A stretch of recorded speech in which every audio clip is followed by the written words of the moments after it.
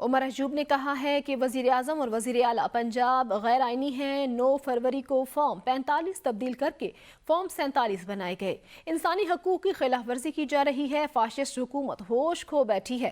Bushra be be کو ایک کمرے تک محدود رکھا گیا ہے۔ جو سہولتیں دینی چاہیے تھیں نہیں دی گئیں۔ آصف زرداری اس وقت مفاہمت نہیں کر سکتے، وہ آرام کریں۔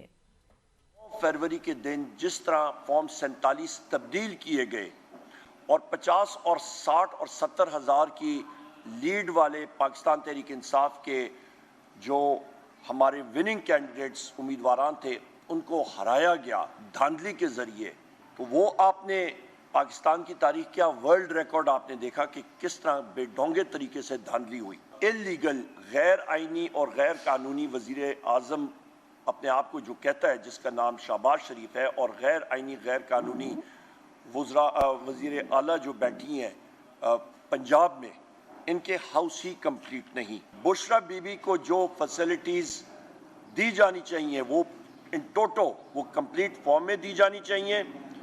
ان کا گھر یا سب جیل ڈکلیئر کیا گیا ہے، ان کو ایک چھوٹے سے کمرے تک محدود کیا گیا ہے، جو کہ ہیومن رائٹس کی وائلیشن